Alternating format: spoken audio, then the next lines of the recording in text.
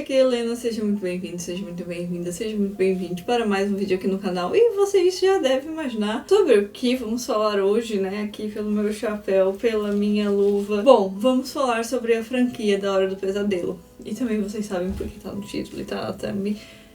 Ai, gente, é sempre a mesma palhaçada que eu faço, né? Enfim. Vamos falar sobre A Hora do Pesadelo. A Hora do Pesadelo, pra quem não sabe, é meu filme de horror favorito, então eu tô muito feliz de estar aqui falando sobre ele com vocês. E mais uma vez, só pra avisar, esse vídeo tá cheio de spoilers e mais uma vez agradecendo o Nicolas pela ajuda no roteiro, pelas sugestões, revisão e etc. E também eu baseei o primeiro filme neste livro aqui, do Tommy Hudson, A Hora do Pesadelo, né, for Sleep Again, a apresentação Wes Craven, da Dark Side. Esse provavelmente é o filme mais original do Wes Craven que ele criou, ele tirou do zero. Ele começou a carreira dele lá com Sean Cunningham fazendo um filme erótico. Depois ele começou a fazer outros filmes. Ele fez Aniversário Macabro, que foi o primeiro longa dele realmente, que é um filme controverso. Eu gosto bastante, mas ele é bem violento, ele tem várias coisas chocantes assim. E depois ele foi pra Quadrilha de Sádicos, O Monstro do Pântano. Não foi, assim, grandes coisas. Eu gosto bastante de Quadrilha de Sádicos também, O Monstro do Pântano eu ainda não assisti. Até que ele resolve escrever, se dedicar totalmente na escrita de uma história de horror totalmente dele, totalmente original, que se torna A Hora do Pesadelo. Ele se baseou bastante sobre algumas reportagens que ele viu de garotos do Camboja que morreram durante os sonhos. E também ele tinha muitos pesadelos quando criança, e a mãe dele falou que ela não podia ajudar ele. A mãe dele falou alguma coisa tipo, ela não podia ajudar ele nos sonhos. Os sonhos é um lugar que a gente vai sozinho. Uma coisa meio macabra, pra se dizer, por uma criança que tá tendo pesadelos, né? Mas, enfim, ela disse. O filme foi produzido pela New Line Cinema e no começo o Wes Craven não queria ir com eles porque eles eram uma produtora muito pequena. O Shane, que era o dono dessa produtora, ele até enganou o Wes falando que ia dar um jeito de gravar assim, claro, mas eles não tinham nenhum recurso financeiro na época. Mas como o Wes teve o seu roteiro negado por todo mundo possível, ele acabou recorrendo à New Line. Inclusive o Sean Cunningham, que é o diretor de Sexta-feira 13, falou que não via esse filme dando certo. Risos. E aí o Shane, quando eles fecharam o acordo para fazer A Hora do Pesadelo, ele foi atrás de dinheiro. Eles tiveram mais ou menos uns 2 milhões de dólares, o que é um recurso muito pouco pra fazer um filme. Mas eles deram o seu jeito, assim. E foi absurdo como eles deram um jeito, porque tinha muitas coisas ali que... Nossa, mano, parabéns! Na produção a gente também vai ter a Rachel Talalay, que ela é uma pessoa que ela era matemática, e aí enfiaram ela pra fazer a contabilidade do filme, sendo que ela não sabia nada de contabilidade, mas ela queria trabalhar no filme, ela queria muito trabalhar no filme, então ela acabou aceitando esse trabalho e deu o seu jeito, e ela disse que até que fez um bom trabalho. Ela queria fazer tudo pra ser uma assistente de produção e aceitou o que deram uma pra ela. Tanto que a Rachel, ela tá envolvida em todos os filmes da franquia de alguma forma. E o 6º filme, quem dirige é ela. E na maquiagem a gente vai ter a Cat Logan. E no cabelo a gente vai ter a Ramona Fleetwood. A Ramona, inclusive, ela chegou a cortar o cabelo do Wes. Ele gostou e meio que chamou ela por isso, assim, meio que, pô, gostei de você aí, sabe? De efeitos especiais eles chamaram Jim Doyle, e aí teve o assistente de efeitos, que era o Carlucci, e o técnico de efeitos especiais era o Belardinelli. A Nancy, interpretada pela Heather Langenkamp. A Tina, que quem faz é a Amanda Wise. O Glenn, que é o Johnny Depp, é o primeiro filme do Johnny Depp, então sim, o Wes Craven deu uma carreira pro Johnny Depp. E o Rod, que vai ser interpretado pelo Jesus Garcia ou pelo Nick Corey. O ator, ele usa esses dois nomes. O começo do filme com o Fred fazendo as luvas dele numa fábrica. E depois a Tina tá no pesadelo dela, que ela tá correndo e tal. E aí a gente começa a ver umas sombras de Fred. Uma coisa que eu acho muito legal no começo é que ele rasga um tecido. E aí, esse rasgo de tecido é o mesmo rasgo que acontece na Tina mesmo, na morte dela. uns minutos depois, assim, não na mesma cena, mas cenas na frente, mas como a Tina é a primeira morte, é logo em seguida que acontece a mesma cena, só que em lugares diferentes, né? Primeiro ele corta um tecido, depois ele corta a pele. Tem a intenção de deixar a Tina como se ela fosse a Final Girl do filme, mas na verdade vai ser a Nancy. E a Nancy é a Nancy por conta da filha do Wes Craven. Ela reclamou com o pai que sempre faziam mulheres indefesas, mulheres sendo salvas, mulheres que não pareciam, sabe, realmente fortes e que lutasse mesmo pela vida. Apesar de que, sim, elas lutaram. A Sally, em Uma Ataque da Serra Elétrica, luta pela vida dela. A Laurie também. Mas elas acabam, de alguma forma, sendo salvas por homens. E a filha dele reclamou dessa inexistência, sabe? De colocar sempre a mulher como uma coisa frágil. E aí ele ouviu a filha dele. E que bom que ele ouviu a filha dele, porque a Nancy, pra mim, é uma Final Girl incrível. É a minha Final Girl favorita da franquia. E eu acho ela sensacional. Eu tenho até uma tatuagem de uma frase dela do filme. Então, assim, I'm into survival. Pra mim é maravilhosa. E aí eles estão conversando que, tipo, eles tiveram um sonho e tal, que com um cara de suéter de Natal. E uma curiosidade sobre esse suéter de Natal é que queriam fazer o Fred usando uma regata de listras. Gente, vocês conseguem imaginar o Fred de regata? Porque assim, não dá, sabe? Fred de regata é intancável, não tem condições alguma. E no começo do filme também a gente vai começar a ver as meninas pulando corda e cantando a música. 1, 2, Fred's coming for you. 3, 4, better lock your door. 5, 6, grab a crucifix. 7, 8, gonna stay up late. 9, 10, never sleep again. E essas meninas pulando corda, elas mesmas falaram que elas não faziam ideia do que elas estavam fazendo, sabe? Elas não tinham noção do que era o filme. Elas só estavam lá pulando corda e cantando uma música. E no filme, principalmente no primeiro, assim, tem muita referência a cristianismo. Começa pela música, né? Grab a crucifix, você pega um crucifixo. E depois também, quando a Tina acorda do primeiro pesadelo que ela tem, que a gente vê que ela tem um crucifixo na parede. Ela pega aquele crucifixo e abraça. É como se o Fred fosse o próprio demônio, assim. Aí depois elas foram pra casa da Tina, a gente conhece todo o grupo. E primeiro eles estão assim num grupo, amigos, tal, adolescente, bem coisa mais criança, inocente, sabe? Conversando e tal. E depois ela sobe com o Rod. E eles transam, porque eles são namorados, e aí eles transam, e aí acontece a primeira morte, que é a morte da Tina. É uma morte muito icônica na franquia inteira, inclusive. Eu acho que as mortes do primeiro filme são muito, muito, muito icônicas. Ela é arrastada pelo quarto e pelos tetos e tal, e depois ela é rasgada como o Fred fez no começo, em um dos pesadelos dela. E esse arraste, a atriz, a Amanda Wise, não tava... Eu não sei se eu tô pronunciando o nome dela certo. Não tava presa por nada. Ela era um quarto giratório que eles tinham lá. E era bizarro, porque eles não tinham muito orçamento. E eles conseguiram criar um quarto giratório. E ela falou, a Amanda falou que ela ficou muito mal, enjoadíssima depois, assim, e muito confusa, porque o quarto tava montado de cabeça pra baixo, mas ela conseguia ficar em pé, ela ficou muito mal, assim. Aí o Rod foge, ele fica desesperado, o pai da Nancy é policial e meio que usa a Nancy como isca pra chegar no Rod, então ele é preso. E aí a Nancy tem o pesadelo dela na escola. A Nancy, ela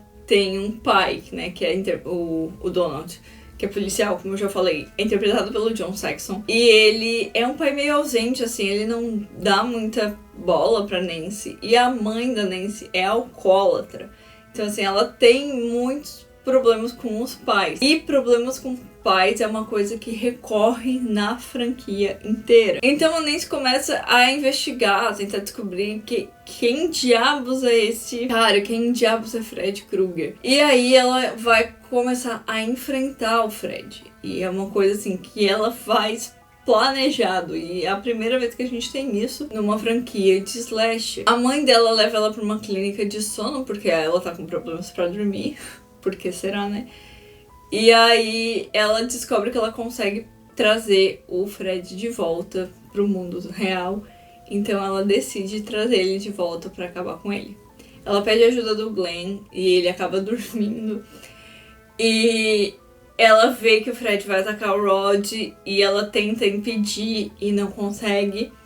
E o Rod acaba sendo morto na cadeia mesmo. Os pais do Glenn são super protetores, assim. A Nancy, ela é meio deixada de lado pelos pais, enquanto os pais do Glenn são super protetores. Os pais do Rod e os pais da Tina a gente nem vê. E aí eles impedem o Glenn de conversar com a Nancy e o Glenn acaba dormindo e mais uma vez uma morte icônica. E essa é, acho que a morte mais foda de toda a franquia. Ele é engolido pela própria cama e sai um jato gigantesco de sangue. Isso na verdade deu muito errado. Eles estão de novo nesse quarto giratório quando eles estão gravando essa cena e eles giram pro lado errado.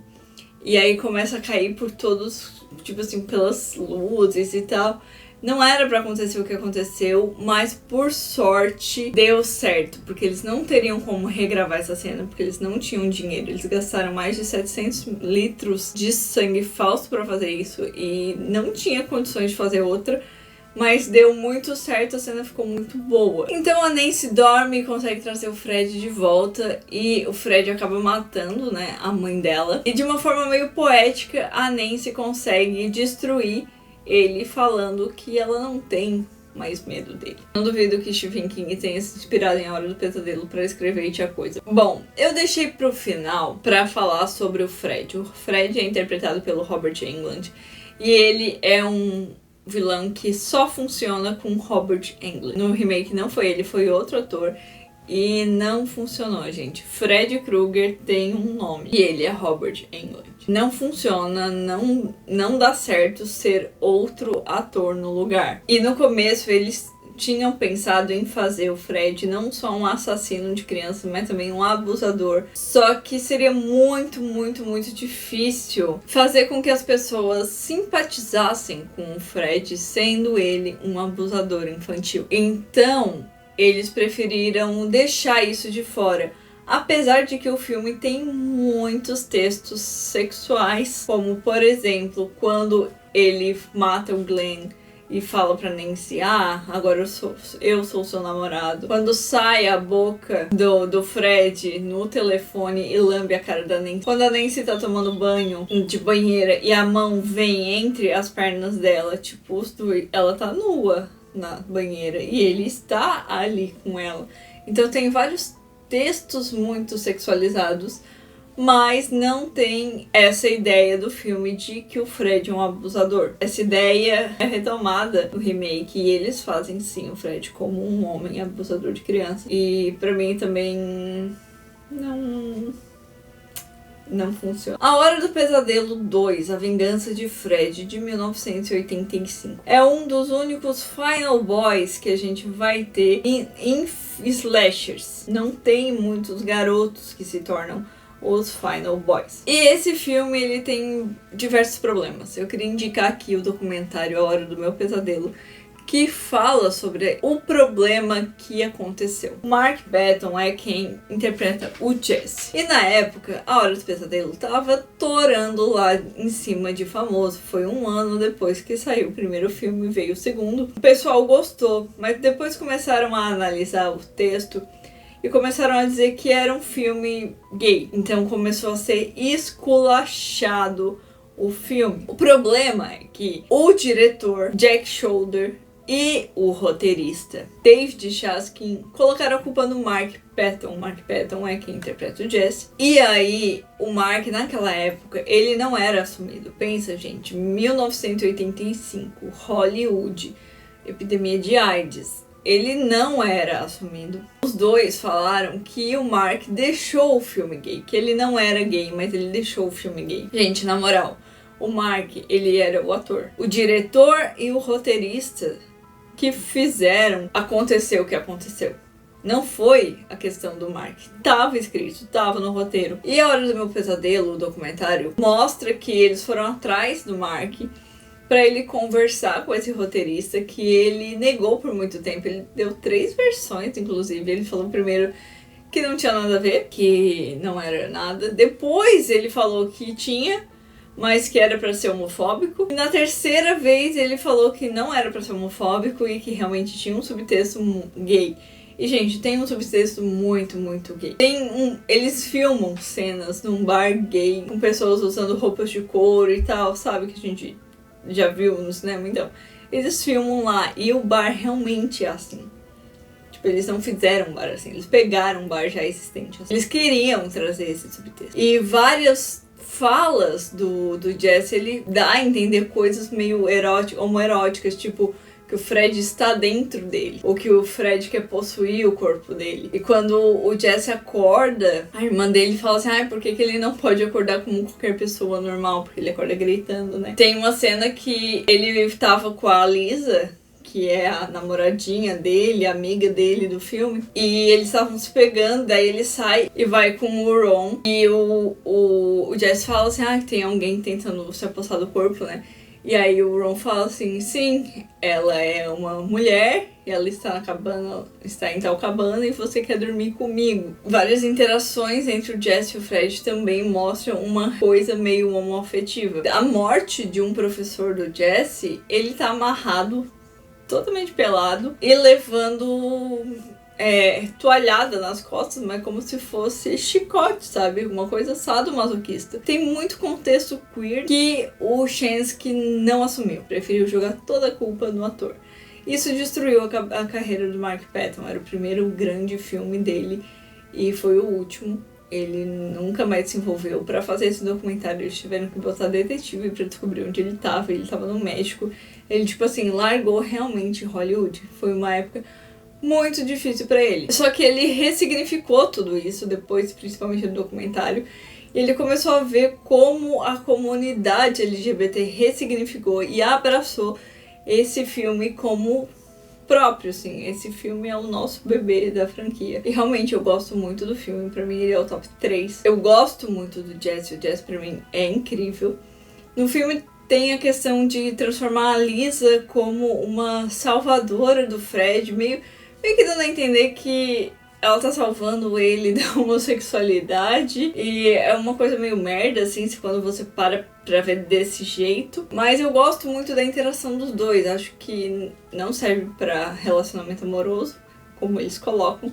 Mas a interação dos dois eu acho muito uma amizade muito bonita, realmente. E a Lisa, a atriz Kim Myers, é muito parecida com a Meryl Streep, gente. É assustadoramente parecida com a Meryl Streep. E no filme, dessa vez, o Fred, ele quer usar o corpo do Jesse pra matar. Ele quer se apossar do corpo do Jesse pra matar. Ele não tá, tipo, tentando matar pelos sonhos. Ele quer vir pra vida real e ele consegue vir pra vida real. Ele faz uma chacina numa festa da piscina e depois ele é salvo pela Lisa. Mas como no primeiro filme e como nos filmes seguintes, o Fred não morre. Sempre dá a entender que ele volta. E agora a gente vai pro meu top 4, que é A Hora do Pesadelo 3. Os Guerreiros do Sonho, de 1987. A gente não vai ter nenhuma Final Girl e nenhuma Final Boy nesse filme. A gente vai ter um grupo, que são os garotos que estão numa clínica. Uma clínica psiquiátrica, se eu não me engano. E todos eles estão já sonhando com o Fred, tendo diversos pesadelos.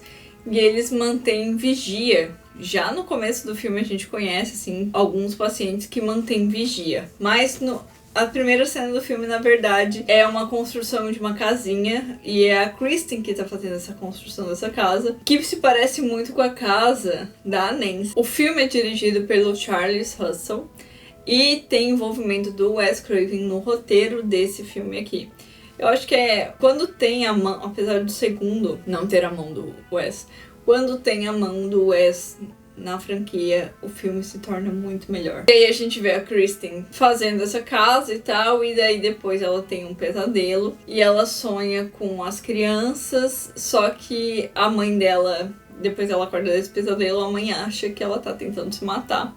E acaba internando a menina nessa clínica em que a gente conhece os outros garotos. E nessa cena, antes ainda de conhecer os outros garotos, a gente revê uma queridíssima da franquia, que é a Nancy. A Nancy volta nesse terceiro filme. Eles tentam sedar a Kristen e a Kristen não deixa, ataca todo mundo e que ela começa a cantar a musiquinha do Fred. E quem termina de cantar a música Never Sleep Again é a Nancy. E aí ela consegue acalmar a Kristen. Porque a Nancy é psicóloga, então ela vai conhecendo os pacientes, ela conhece o Philip, que ele gosta de construir bonecos e tal. E o Philip, pra mim, tem a morte mais agoniante de todas. Que ele é feito de marionete pelo Fred e ele vai sendo levado assim, só que a marionete dele é feita pelas veias e artérias. Então assim, meu Deus, essa cena é uma das mais icônicas desse filme, assim. E o Felipe morre e dizem que foi suicídio e tal. Aí eles entram numa hipnose conjunta e eles mostram cada um de seus poderes. E a gente descobre que aquelas pessoas são as últimas crianças da rua Elm, dos pais que mataram o Fred. Nesse filme tem uma das frases mais icônicas da franquia também. No primeiro, né, tem o I'm into survival, que eu tenho tatuado essa frase, eu amo muito essa frase. E nesse terceiro, eu amo a frase quando o Fred vai matar uma menina, a Jennifer. Quando ele vai matar a Jennifer, ele pega a Jennifer assim e fala Welcome to prime time, bitch. E enfia a cabeça dela na TV. E é muito sensacional, sabe? O Fred, ele é um ícone e não tem como não ser o Robert Englund, sabe? Ele consegue ser um Fred Krueger perfeito. Uma coisa que não me deixa fazer o filme ser estar no meu top 3 é a ideia de que o Fred foi resultado de um estupro coletivo de uma freira, que ele fala que chamam ele de o bastardo de 100 maníacos, alguma coisa assim. Eu não gosto, gente, eu não gosto desse discursinho ridículo que enfiaram ali à toa, sabe? Não teve motivo, não teve situação plausível alguma pra colocar esse negócio lá. E então não gostei mesmo. E outra coisa que eu não gosto é que a Nancy morre logo bem no final do filme. Dá uma dor no coração, tipo, botaram a Nancy lá pra morrer, sendo que ela é muito foda, sabe? Eu não acho que a Nancy morreria, eu não acho que ela morreria do jeito que ela morreu, porque ela foi enganada, né, pelo Fred. O Fred personifica o pai dela, e aí ele consegue fazer ela chegar perto e ela morre. Cara, eu não acho que seja possível, não a Nancy, sabe? Não a Nancy. A Nancy tem diversos problemas com a família, mas eu não acho que ela cairia nesse papinho. Não. Ninguém me convence. Mas é muito bonito quando ela morre e a Kristen abraça ela e fala que nunca vai deixar ela morrer de verdade, porque ela vai ter sonhos lindos com ela. E é muito bonita essa cena, assim. Eu gosto muito. E no final a gente vai ter 3 sobreviventes, né? A Kristen, o Kincaid e o Joey. E aí teremos A Hora do Pesadelo 4, O Mestre dos Sonhos, de 1989, dirigido por Renny Harlin. A gente vai ter a volta desse trio, a Kristen, o Kincaid e o Joey. E o Fred vai voltar para caçar os 3. Primeiro quem morre é o Kincaid, depois é o Joey e depois é a Kristen. A Kristen namora o Rick, que é irmão da Alice, que vai virar a nossa Final Girl. Acho muito engraçado, já vou colocar aqui como eles morrem no começo. O Kincaid, ele tem um cachorro e se chama Jason. Eu acho isso muito bom. Na moral, é muito... Naquela época, Karate Kid estava torando. Karate Kid de 84, se eu não tô errada. E em 89 saiu Karate Kid 3. O Rick parece ter saído do filme do Karate Kid. Na moral, sério. Ele gosta muito de luta. Ele pratica muitas artes marciais. A Alice, ela tem um poder de conseguir absorver o poder das pessoas. A Kristen conseguia puxar as pessoas para os sonhos. A Alice acaba absorvendo esse poder da Kristen. E depois ela vai absorvendo outros poderes até que ela absorve o poder do irmão, que também morre, e consegue lutar no sonho. E é basicamente o final do filme, ela tá descendo o cacete no Fred. Cada um dos amigos da Alice vai morrendo e ela vai absorvendo os poderes de cada um. Eu acho muito triste a morte da Sheila, mas a morte da Debbie é a coisa mais nojenta que tem, assim. É muito nojento. Ela se transforma numa barata. É bem nojento. Então, quando a Alice luta com o Fred, ela consegue derrotá-lo. Só pra informar aqui, a Alice é interpretada pela Lisa Wilcox. Então, ela consegue vencer o Fred nessa luta, meio que dentro de uma capela, assim. É bem doido essa luta dos dois. E o Fred desaparece de novo, mas sempre dando a entender que de alguma forma ele volta. Ela tá com o namorado dela passeando assim, feliz, e ela vê o reflexo dele num poço. Ele vai voltar, né, gente? A gente sabe que ele vai voltar e vamos ter A Hora do Pesadelo 5, o maior pesadelo de Fred de 1990. Só que esse a gente vai deixar para o próximo dia. Então, vamos ficar por aqui, senão vai ficar longuíssimo esse vídeo. Então, é isso, gente. Eu espero que vocês tenham gostado. Não se esqueça de se inscrever no canal, deixe seus comentários, curte o vídeo. Não esquece também de me seguir nas minhas redes sociais, que estão todas nas descrições. Se você gosta do meu trabalho, na descrição também tem um link do Apoia-se, para eu trazer mais conteúdos para vocês. E se vocês não conseguem me apoiar, continue compartilhando com seus amigos e nas suas redes sociais, que isso também é uma forma de apoio.